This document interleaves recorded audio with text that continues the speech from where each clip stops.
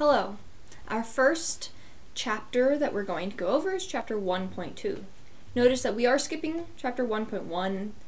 That is for review. You can look at it in the textbook if you wish, but most of that is stuff that should have been covered in previous classes. So chapter 1.2 covers the basics of functions and their graphs. And so you'll notice that in this chapter, well, it's got a lot of stuff.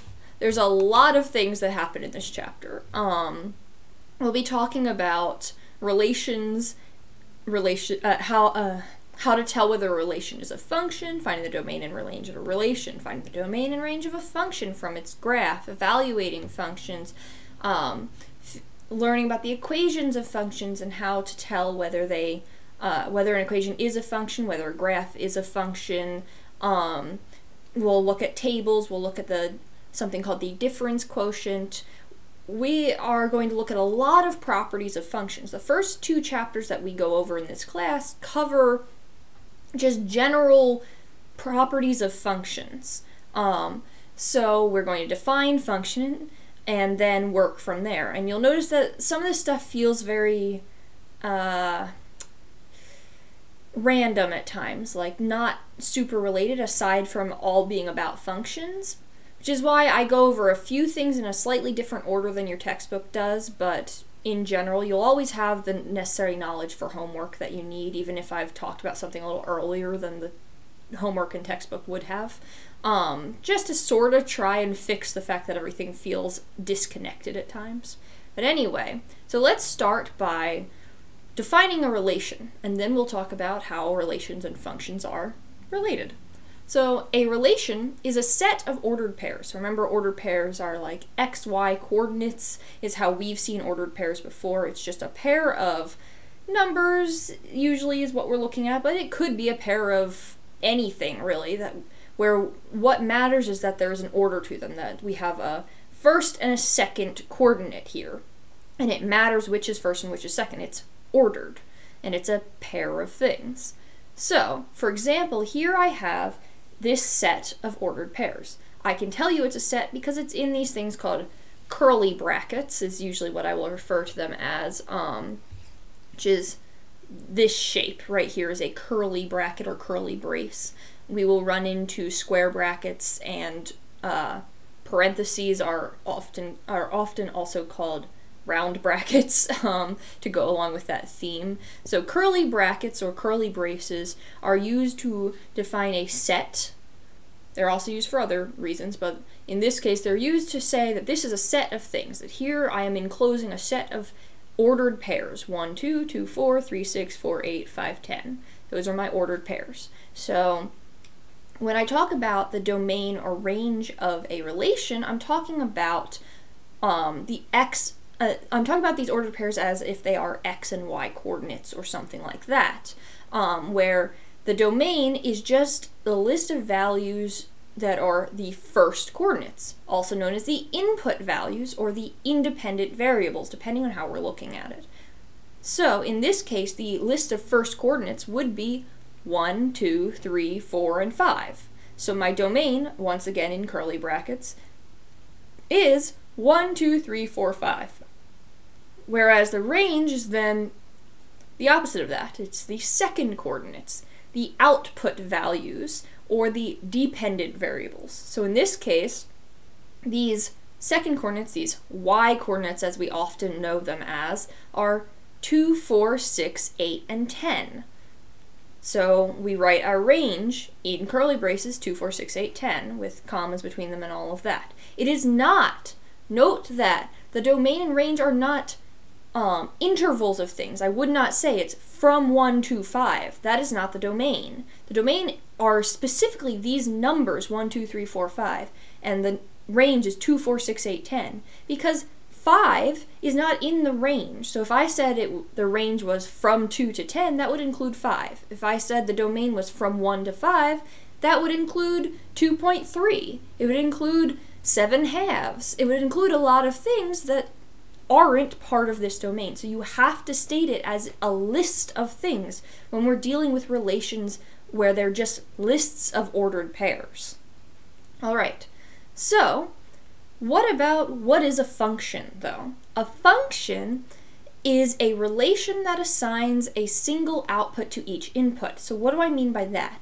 I mean that if I put in some first coordinate, some x value, some input value, I better get out exactly one answer. If I ask you, I'm putting 1 into this box, you have to be able to tell me, well, what's coming out of it?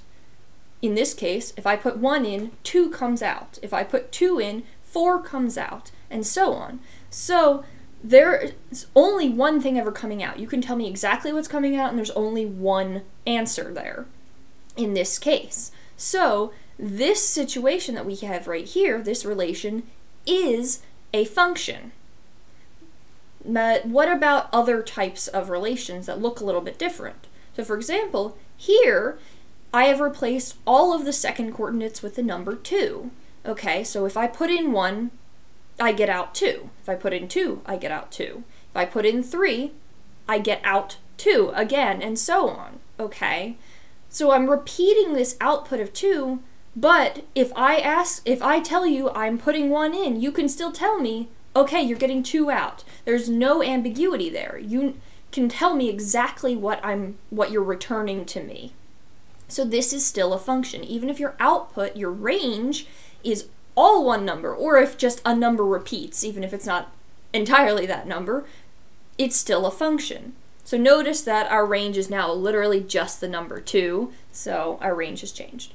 But what about when would we not have a function? Well, we're not going to have a function if there's repetition in the domain instead. So for example, here I have 1, 2 as a coordinate and 1, 4 as another coordinate. So when I put in 1, if I hand you the number 1, you would have a choice to make. Are you going to hand me back 2 or are you going to give me back 4? So this is not a function because you're making a choice, or because you could give me 2 things or you don't know which one to give me. There's ambiguity there. There's a question mark of what am I getting back? And so when our input value is paired with more than one output value, we do not have a function. Now we can look at relations in a few different ways. So most commonly we'll see it as this set notation with the curly brackets and all of that, but we'll also see it in these sort of blobby drawings where we just have one blob or one oval or something like that to represent all of our input values and another one to represent all of our outputs, and we'll draw arrows between them to say when I input P, I'm getting out M. When I input Q, I'm getting out N, and so on. So we can see that the only time that when we look at our relation in this way, the only time that we don't have a function is if our input value has if one of our input values has more than one arrow coming out of it. So in this case, over here, Q has 2 arrows coming out of it. Q is being, if I input Q, I'm getting out Y and Z. So I'm getting out 2 outputs, and so it's not a function. But in all of these other examples, they are functions. Now what about when we deal with equations? So this is the way you have probably seen it the most, is dealing with equations. So we want to think about how can equations relate to functions. So an equation is a function if no x value pairs with more than one y value, okay? So x value is being the input, y value is being the output. So no input pairs with more than one output. It's no different than what we said before. So if we look at these 3 examples, how can we figure out whether an x value pairs with more than one y value? Are we going to plug in infinitely many values of x to check and see if maybe we get 2 values of y when we do it? No, that would be very difficult, basically impossible. So instead what we're going to do is we're going to solve the equation for y, and then we'll look at that, and if we were able to solve it for y such that no matter what I plug in for x, I'm always just getting one answer for y, and you can generally tell that by the structure of the equation, then I will know whether or not this is a function. So 3x plus y equals 9, if I solve the equation for y, I just subtract off 3x from both sides. So I'll get y equals negative 3x plus 9. Second one, it's already solved for y, so we don't need to do anything. Third one, well, okay, so I'm going to add 7 to both sides. I get x plus 7 equals y squared, and here's where things get a little bit interesting. Is that to get rid of a square, we have to do a square root, okay? So when I square root both sides of my equation, there's something that you have to keep in mind. Anytime you are placing a square root into a problem, anytime you are solving, and part of your solving steps is taking a square root, there better be a positive or negative in there, because you don't know whether you're looking for the positive or the negative. So you have to include both. And right there, think about that. Something you don't know. There's ambiguity there. So y is equal to positive or negative square root of x plus 7. So in other words, we're getting these two possible outputs. So for the first equation, we solve for y, and there's only one thing that's going to happen. If I plug in the number 1, I get negative 3 times 1 plus 9 is negative 6, is positive 6. So my output is 6, y is 6, done. I can do this with any value of x, and of course I'm not going to do it with infinite values, but we can use our intuition to see that there's no question mark here. If I plug in one number, I'm getting out one number.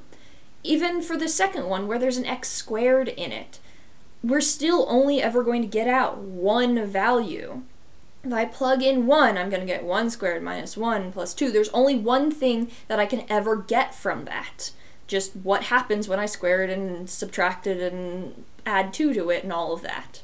But with this third equation, we have plus or minus. There's an or in there. There's options. There's a choice happening. So when I plug in, I'm going to plug in 2 this time just so it's a little bit easier. If I plug in 2, I get positive or negative square root of 2 plus 7 is 9, which is positive or negative 3, which is two values of y. So y is 3 or negative 3. It's got two answers. So this is not a function. All right, so let's look at a function as a table. So here we have a table of grades versus GPA. So this is not exactly how the GPA works at our school, but just in general, grades versus GPA for someone's GPA scale. So if you score between a 87 and a 91, you have a 3.5 GPA, etc. Again, not exactly how we do it, but our question is the GPA a function of the grade? And so note, we can say the output is a function of the input when we have a function to identify which is our domain and which is our range. So in this case, is the GPA a function of the grade? Is the output a function of the input? So in other words, GPA is output, grade is input. So output being y, grade being x. So we're going to call our grade x our GPA y, just to make sure we know what's going on here. So we just want to know, is there any grade that pairs with more than one GPA? If I tell you my grade, if I tell you I have a 73, can you tell me what my GPA is and not have a question mark in there, not say it's either this or this? Yes, if I have a 73, I have a 2.5 GPA, done, and that's it. So yes, GPA is a function of grade, but is the grade a function of the GPA? So in other words, if I switch this around and call this one x and this one y, if I tell you my GPA, let's say I have a 3.0, can you tell me my grade? Well, 3.0 pairs with 78 through 86. So if I tell you I have a 3.0, you could tell me I have a 78, a 79, an 80, an 81, and so on. You could tell me I have all those answers. You could say, I don't know, I know it's somewhere in that range, but I don't know exactly what your grade is. So there's a question mark there. There's a choice to make, or something you just don't know or can't know even. So no, grade is not a function of GPA. If the GPA is our input, then we're getting more than one output. Okay. Next, we're going to look into what's called function notation. So now that we've defined what a function is in general and we sort of know how to recognize functions overall, we need to talk about the notation we'll be using throughout this class in order to define functions. So this is a big one. You need to make sure you understand this because you will be seeing it throughout the entire class and all future math classes. Function notation is very important. So we're going to start by naming our function something. So in this case, I'm going to pick the letter F because it is the most common function name, simply because function starts with the letter F. So generally, if you see the letter F in a problem, you can probably guess it's a function. It's not always going to be a function, but it's a pretty safe bet that that F is a function. So what does naming the function do for us? Well, we can now write our function in a certain way. So you will often see this statement, y equals f parentheses x parentheses. We read this as y is, because remember that an equal sign is basically the same as saying is, a function, the function being f, of, the parentheses tell us of, x. So, of x means our function, our input value is x, our output value is y. That's what that statement tells us, is that y is a function of x. In the same way that I said that GPA is a function of grade. Okay? So, x is the input. This notation, the reason we use it, because yes, you've seen y equaling an equation for in your algebra classes before, but now we're using a different notation that you'll basically see to replace y. Like instead of saying y equals an equation, we'll start saying f of x equals an equation.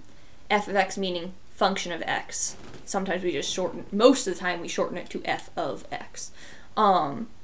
So why do we do that replacement? It's because saying f parenthesis x parenthesis gives us more information than just saying y equals some equation. So if I have y equals 3x plus 5, we will now write it as f of x equals 3x plus 5.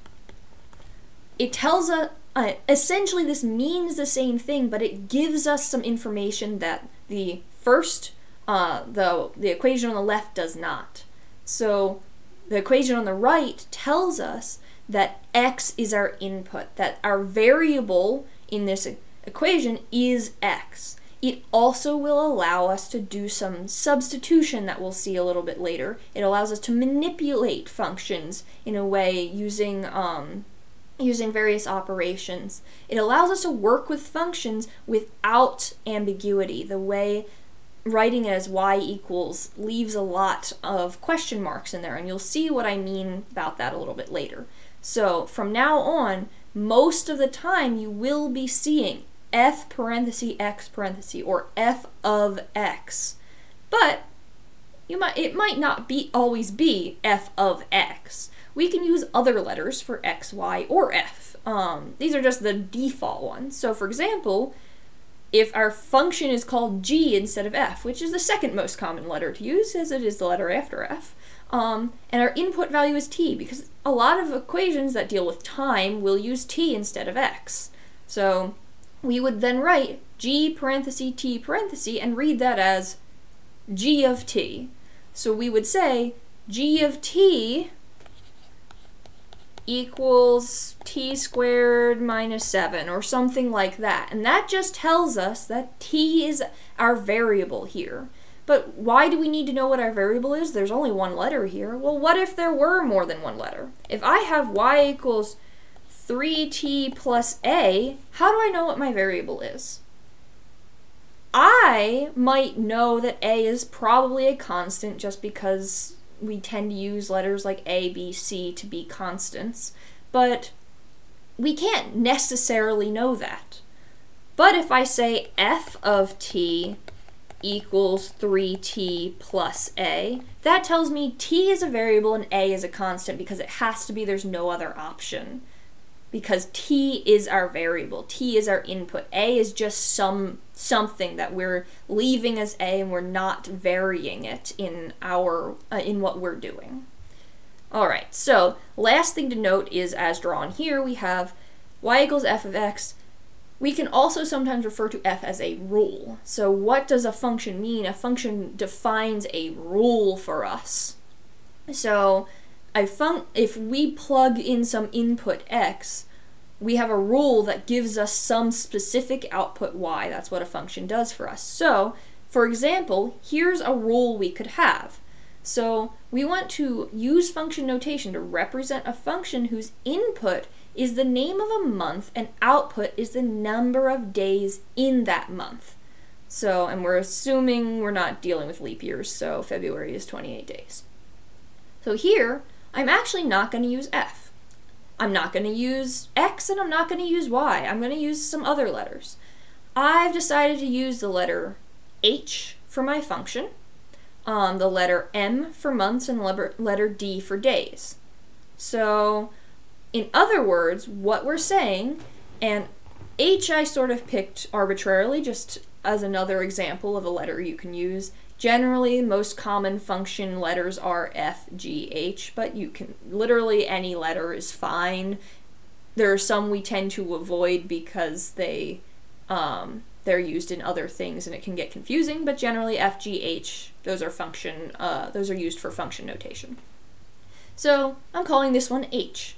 Okay, so what we're being told is our output, y, is days. Our input, x, is months. So I'm going to say days equals h of months. So if I input a month, m, I should get out some number of days, however many days are in that month. That is the rule that h does for us. So if I plug in January, h of January is 31. H of February is 28, because that's how many days there are. So we can see that this notation, this function notation, allows us to plug things in as well. That's going to be a big thing soon, plugging into functions. Okay, so if I input January, I output 31. If I input February, I output 28. And so, what if I convert these months into numbers? Like here, I'm not working with numbers. I mean, my output is a number, but my input is a word, and that's fine. Some functions don't always have to be confined to just numbers. They can be anything you want. They can be words or concepts or pictures or whatever. It's just I put something in, I get something out. Okay? But I'm going to convert these into numbers just because I can. January is 1, February is 2, etc. That's something we understand, but that's essentially a function too.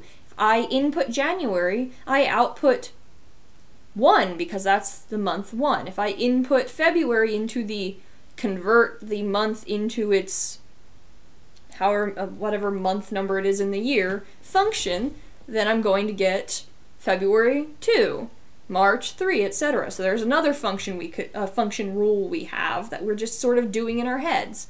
Okay, so here's a table of all these values. We have the months and the days. So, using the previous example, we could say, okay, well, h of 4 is then 30, or in other words, h of April is 30 because there are 30 days in April. So, to determine if a table represents a function, we've already sort of talked about this, we check to see if each input is paired with exactly one output.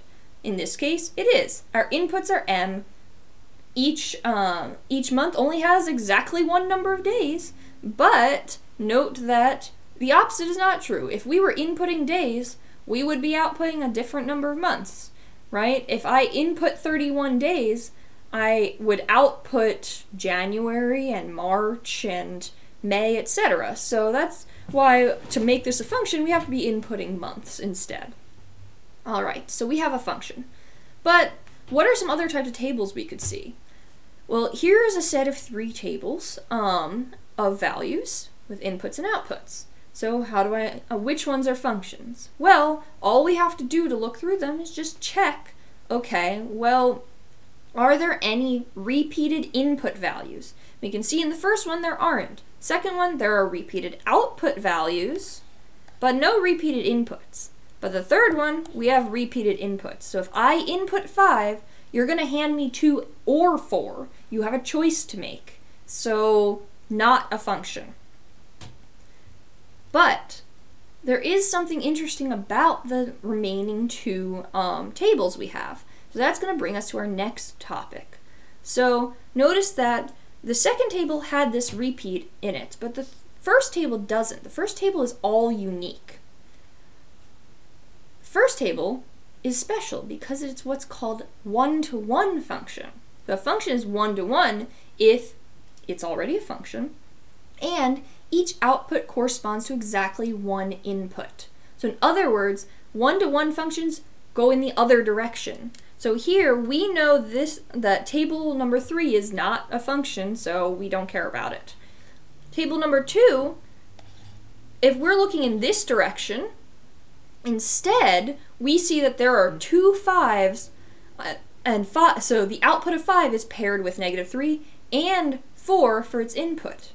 But in table number 1, everything is unique. So a function is a one-to-one function if every value in it is unique. Or I should say, every input pairs with a unique output. So 2 pairs with 1, and 1 pairs with 2, and that is it.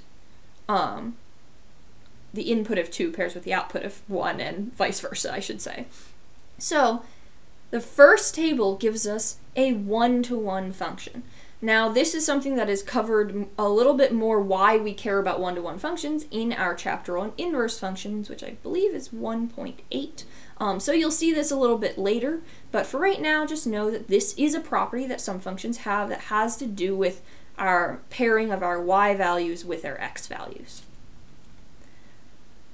Okay, so we've already seen a little bit about functions in algebraic form. We've seen equations. We've seen how to figure out whether an equation is a function. We've also seen plugging into functions a little when I showed how to plug in h of January. But now we're going to look at plugging in just in general into an algebraic form function. So we're combining those two things. So if I want to what's called evaluate this function f at the following values of x. That means I want to replace x with the given values. And so notice that only one of these is actually a number, but that's okay. I can plug in whatever I want. So this is another nice thing about using function notation, is that I can make replacements of my variable. So if I want to evaluate f at 2, that means I'm replacing x with 2. I'm plugging in 2 into this equation. We write this as f of 2. I replace x with 2. I'm replacing every instance of x that's in this equation with 2. So that includes on the left side where it's f of x, it's now f of 2. So when I plug 2 in, I replace every x, so I get 2 squared is 4, plus 3 times 2 is 6, minus 4. Together, we get 6. So f of 2 equals 6. Do not write f of x equals 6 as your answer. That is incorrect. That would be marked probably wrong, because that's not true. F of 2 is 6. F of x is this. We know what f of x is. So this is a problem that comes from the way we talked about equations in the past. When you had to plug in an x value to get out a y value, there was no history there. There was no like reminder of what you plugged in once you had an output. You just had an output. Here we have that reminder. This is f of 2. This is not f of x. All right, what about a letter? If I want to plug in some other letter, essentially all that does is we're replacing the variable with another variable. So f of a just replaces every x with a squared plus 3a minus 4. So there's no simplification that can occur here. It's just essentially rewriting the whole equation with a's instead of x's. So it's pretty simple to just plug in another letter. It's just rewriting it. There's no real change that occurs. But what about a plus h? Now things get a little bit more tricky. So f of a plus h, that's a quantity, a plus h. It's a whole expression that I'm plugging in for every x. So notice that x squared and 3x both of those x's were replaced with a plus h. So one of the most common mistakes that's made in a problem like this is writing it as a squared plus 3a minus 4 and then just adding h to the end like it's a separate thing. But it's not. It's part of that, the thing that's being plugged in. It's part of the input. So the whole input has to be replaced. Every instance of x is replaced by a plus h. And then we have to actually simplify a little bit. So in this case, I'm going to square a plus h. And I'm going to multiply a plus h by 3.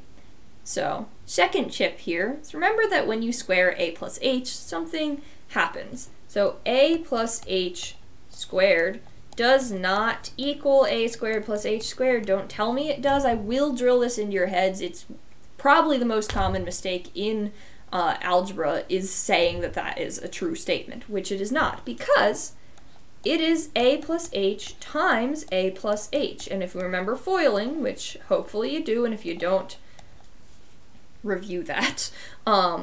So if we FOIL it, we're going to get 4 terms. It's a squared plus ah plus plus h squared.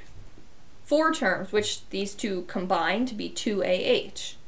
That's how squaring a binomial, which just means quantity of 2 things, works. There's always a middle term every single time, so don't make that mistake. Alright, so we've dealt with plugging things in. And this one doesn't really simplify any further. But now that we plug these things in, you might be asking, well, why did I pick such random things to show about plugging in? Well, that's because we're going to do what's called the difference quotient. So this is something that is actually normally covered in a different chapter. I believe the next chapter, actually.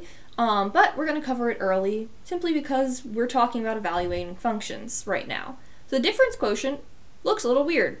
F of x plus h minus f of x over h. What is this? That is always what the difference quotient looks like. Like, that is the definition of the difference quotient, but we get to apply it to different functions. So why is this the definition of it? And why do we care? Well, that's something that we're going to talk a lot more about if you go forward into calculus. But for right now, what you need to know is that essentially what the difference quotient does is it's about finding the slope between two random points in a function, a point x and a point x plus h. So we will talk more about slope in chapter 1.5, but essentially if you remember the slope equation, this is it. This is the slope equation. It just looks a little bit weird. The difference quotient is just finding the slope between 2 very abstract points. So, where we have this h comes from x plus h minus x. And again, that's probably going to be very weird to you, and it's not going to make a heck of a lot of sense. But if you're curious about the point of the difference quotient and how it's helpful, please reach out and ask me further. Right now, you really just have to kind of memorize it. But when you get to, if you go into calculus, basically the difference quotient, why we care about it is it's the entire point. It is, we can't take derivatives without the difference quotient, and calculus is all about derivatives. Like, that's basically the first half of Calc 1 is entirely derivatives, but you'll run into it if you take Calc 2 too, etc. Like, difference quotient, very important because it is part of the definition of a derivative. So for right now, we're just going to talk about how do we actually plug into it, though, because it's a little tricky. Okay, so f of x plus h minus f of x over h. Well, remember what I said, that we can just replace letters with other letters. So f of x plus h is just f of a plus h, but replace x with a, or a with x, I should say. And then f of x, we already know it. So we're going to take f of a plus h and replace our a's, and then we already have f of x right here. So we're taking f of x plus h, we just subtract f of x all over h. Okay, then we're going to simplify. So these types of problems basically always simplify a good amount. So first, remember to distribute your negative. That's always going to be step one, is distribute that negative to everything that's part of f of x. If you don't distribute it, you're not going to get cancellation and you're going to get the problem wrong. So, when we distribute that negative, I'm getting minus x squared, minus 3x, and plus 4. Then, I start canceling. Notice that there is a negative x squared and a positive x squared, a negative 4 and a positive 4, a negative 3x and a positive 3x. This is how it should basically always work, is you should be canceling out the majority of the terms that are on that numerator, because our goal is to get it down to only terms that have h as a factor. So we'll see 2xh plus h squared plus 3h was all that was left. And we can see that there's an h here, an h here, and an h here. Do not just cancel like this or something like that. Do not do that. It doesn't work that way. You cannot cancel h without factoring it out first. So here it is factored out. Now I've factored h out. I've taken the h away from 2x, taken 1h from h squared. I've taken 1h from, or the only h, from 3h. It is factored out, and now I'm allowed to cancel it. You can only cancel through multiplication. Cancellation is just saying, oh, this is h over h is equivalent to 1. If there's addition involved, it doesn't work that way. You can't cancel over addition, but you can through multiplication.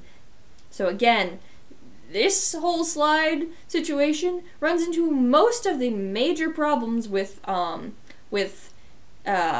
algebra. Like, very common mistakes in algebra would be canceling those h's or canceling that h incorrectly, etc. So you'll know that you did this correct if you can factor out h in the numerator. If you can factor it out, you probably did the problem right, and then you can cancel it. If h doesn't cancel, you probably did the problem wrong. Okay, so our final answer is then 2x plus h plus 3. So any difference quotient you do shouldn't have h in the denominator anymore. It should go away when you're done. Alright, so only a couple more things. We're almost done, I swear. So now we will talk about evaluating functions as graphs. So if I want to know which is a function, and specifically what about which is a one-to-one function, we can tell this by looking at the function's graph if we're given it. So first, to tell if something is a function, we do what's called the vertical line test. So remember that function means every x value pairs with exactly one y value. So if I draw a vertical line anywhere on my graph, and there's if there exists a vertical line anywhere on my graph that runs into two y values, that would mean, for example in this case, the x value of 1 pairs with, I don't know exactly what number this is, negative 2 point something, and positive 2 point something. It's pairing with two things. So we're going to get coordinates 1 comma positive 2 point something and 1 comma negative 2 point something. We don't have a function. But for the other ones, no matter where I move this this line, if I draw it anywhere else on the graph, it's always only ever going to hit one point on the graph. So A and B are both functions. That is the vertical line test, so make sure you get that definition down. But very similarly, we also have a horizontal line test. So the horizontal line test is to test whether something is one-to-one.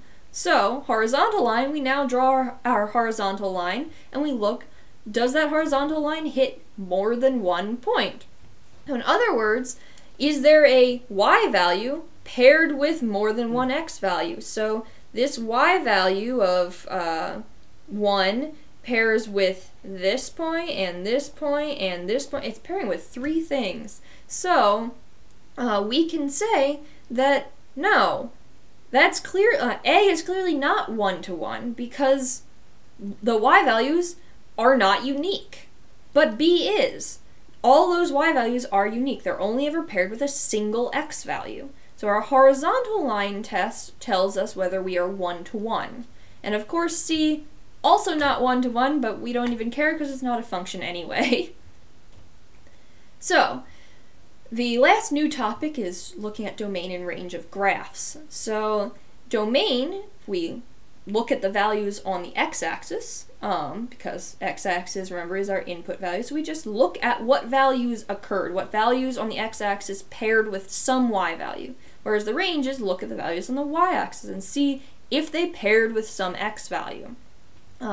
Arrows that are shown in these on a graph indicate that we're heading towards positive or negative infinity. So like here means that it just keeps going. We assume it keeps going. Whereas this circle, this what's called a closed circle, or it's colored in, this type of circle, means we stop here, but we include that point. So we'll see on the next graph what's called an open circle, which means we stop here, but we don't include that point. So if I'm including that, when I write my domain and range, which right now we're going to do in inequality notation, I'm going to use a less than or equal to or a greater than or equal to sign. So here, if our domain is going from -5 towards positive infinity, because if we just continue this way, we assume we're technically increasing. It's like, it's almost vertical, but not really. It's actually just increasing very quickly, just domain, yeah. So it is continuing downward, but also slightly heading towards positive infinity in our x values. So we can say that our domain starts at -5 and goes towards positive infinity, whereas our range basically stops at +5 and goes down towards negative infinity. So when we write this, we're going to say our domain, which I will often write as d colon just for short, but domain is x is greater than or equal to -5. Our range is y is less than or equal to 5, because we're only taking values that are less than 5. We're only taking x values that are greater than or equal to -5. Anything outside of that is not part of this graph. All right, and so here we have an example where our graph has no arrows and does have an open circle. So this open circle means we don't include it. So it's now just a less than or a greater than sign, not an or equal to symbol. So our domain goes from -3 to 1, and our range, even though it sort of repeats itself, our total range is just 0 to -4, or -4 to 0. We tend to say these in the proper order, sorry. So even though it goes down and then goes back up, we don't need to repeat ourselves because that's already part of stating that our range is -4 to 0. So here we have domain D is -3 is less than x is less than or equal to 1, and y, and range is, well, that's interesting. Why did I say it's less than or equal to 4 and less than or equal to 0? Well, that's because even though this is an open circle here, it actually did include 0 here. So the range ended up hitting 0, even though at one point it didn't hit 0. So our total range is -4 to 0, including both. Alright, so let's summarize all of that by evaluating a function as a graph with all of the stuff that we have learned so far. So first, is this a function? How do we tell? We do the vertical line test. So if I draw a vertical line anywhere on here, do I ever hit more than one point? No, I don't. No matter what, I only ever hit one point, so it is a function. But is it 1-to-1? Well, if I do the opposite, if I start drawing my horizontal lines, I'm hitting 2 points all over the place. There's exactly one horizontal line that's only hitting 1 point. It's the line down there, but that doesn't matter. The point is that at some point, or at some line, goes through 2 points, and so this is not 1-to-1. What about, how do I find f of 2? How do I find when my input is 2? Well, that's just reading a graph. What is the coordinate point when x is 2? So I just follow 2 up to my graph, and I have this point right here. So f of 2 is just whatever y value pairs with the x value of 2, which is 1. So f of 2 equals 1. Then, if I wanted to solve f of x equal to 4, it's doing the opposite. I go to 4 on my y values, and I see what pairs with it. So it goes this way and this way. There's 2 points here, so it pairs with both 3 and 1. So we have these 2 points, or negative 1, sorry. So x equals negative 1 and x equals 3. Now what is the domain? Well, domain is all x values that have a corresponding y value. Well, because this continues up towards infinity, it's also sort of edging to both the right and the left. It's heading that way, so there's no x value that gets skipped over from how this graph is drawn. So our domain is all real numbers is how we state it. We can also say it's from negative infinity to positive infinity. We will talk about other notations for domain a little bit later. But for right now, we're just going to say the x values are all real numbers. But the y values, on the other hand, there is this big area of blank space going on. So when we're dealing with what is the range, we just start here and go up. That's where the y values are. So our range is just y is greater than or equal to 0, because that's where we start from and we continue towards infinity. So we have every value of y that's greater than or equal to 0, but nothing below that. And then finally, and this is a bit of a review, what are the intercepts? So hopefully you remember how to find intercepts on a graph. Remember, an intercept just is when does our graph cross the x or the y axis. So in this case, we cross the y-axis one time right here. If it's a function, it better only cross one time. But we cross the x-axis also one time. That's not necessarily always true. There are times where you might cross it a lot of times, multiple times, or you might not cross it at all. In this case, we crossed it one time at 1, 0. So our intercepts are x-intercept is 1, 0, and our y-intercept is 0, 1. So the last topic, now that we have basically learned everything, or learned the basics of functions, we're going to learn a little bit more about functions in the next chapter, which is luckily a bit shorter than this. I swear this is probably the longest chapter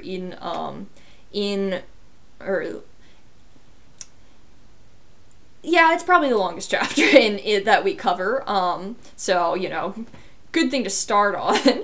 But last thing to take note of are what's called common functions. So these are functions that will come up very often in this class. I'm just going to briefly go over each of them. What you need to take away from this is remember what they look like, because you're going to have to know how to graph these functions. So first, we have the constant function, f of x equals c, where c is just some number, some constant number. So in this case, f of x equals 2. So no matter what x value I put in, my output is 2, and that's just a horizontal line. Next is the identity, f of x equals x. This is an example of a linear function, which we will explore more in chapter 1.5, but generally the identity, the reason it's called the identity is something that we might explore a little bit more in chapter 1.8 when we talk about inverses, but for right now, just know that essentially what identity means is I plug something in, I get the same thing out. I identify it. This function is telling me exactly what I put into it. So if I say the number 2 to you, you say the number 2 back to me. You identified what I told you. So that's the identity function. Remember what this one looks like. It will be very important. It's just halfway, it cuts quadrant 1 and 3 perfectly in half, diagonally through them. That's all it is. Next is the absolute value, which is basically taking the identity function and flipping part of it upward, because the absolute value gives us positive outputs. So it's taking f of x equal to x and flipping this part up to make sure that all those negatives become positive. That's all the absolute value is. So it's a little pointy. So we'll explore that a little bit more later too, but that's really all you need to know for now, is that it's the identity, but only positive. Quadratic, on the other hand, is what's called a parabola. We will explore parabolas and quadratics and other polynomials in the next unit, in Unit 2, but for right now, just know that only positives come out of quadratics as well, just like in the absolute value. Quadratics give us positive outputs, no matter what. Cubic, on the other hand, can give us negative outputs. If I plug in negative to a cube, I get out a negative. So it's kind of like how the absolute value and the identity were related. Cubic and quadratic are different. So cubing a number and squaring it, you're going to get a different number, even not including the positive versus negative. But shape-wise, it's sort of like, for a cubic, it's like taking that, this part of the quadratic and flipping it over. It's not exactly that, but it is sort of a similar situation. Do note that the cubic has this weird little flat area that happens in the middle, so that's something that's special about cubics and any odd degreed function. We will see those again chapter 2, so that's something we'll talk about later. Next is the reciprocal function. We'll talk a lot about this when we deal with rational functions. Again, that's Unit 2. But reciprocal function, 1 over x, it has this interesting symmetry going on, and it also has missing parts. So it's the first one that really has missing parts of its domain, not just its range. So it's missing this whole section of its domain. By section, I mean just we are not allowed to divide by 0, so 0 is not in its domain, so that's a special property of it. Then the reciprocal squared, which is 1 over x squared. Same thing, also missing x equals 0 because we can't divide by 0. But it is essentially just like with the cubic and the quadratic. We're taking this part and flipping it over, and yes, it is more rapid in how it changes and all of that, but it's still that shape where we're taking that reciprocal and flipping it up so that we get only positive outputs because we're squaring something. Next is the square root. So the square root is when we take the x squared parabola and sort of flip it over to the side, and so, but it's missing part of it. So if I had drawn that part, this would be a parabola shape. It'd just be a sideways parabola. But of course I can't have that part because if I did, it wouldn't be a function anymore because it would not pass the vertical line test. So we ignore that part, but also notice that it's missing a whole big chunk of its domain now, and that's because we can't take the square root of a negative number. But we can take the cube root of a negative number, so the cube root does actually include this section of the function. So just like the cube did, the cube root has this same sort of weird shape. What's called a saddle point occurs in the middle of it. Alright, so that's it for this first chapter. I know it was a long one, and again, subsequent chapters will not be this long pretty much ever, but the next chapter does have some of this same sort of theming that may take a while to go through, but overall, most of the chapters after this are going to be shorter. Right here, you'll see at the very end of each chapter, there are some practice problems, so I'm not going to go through these right now. These are for you. They do have answers built into the slides, so you can go through and check yourself and make sure you understand what we've talked about throughout this chapter. So that's good practice for you outside of the other homework that you do have to do. This is just quick practice to make sure you're understanding as you go through. So with that, we have finished our first chapter, and now on to chapter 1.3.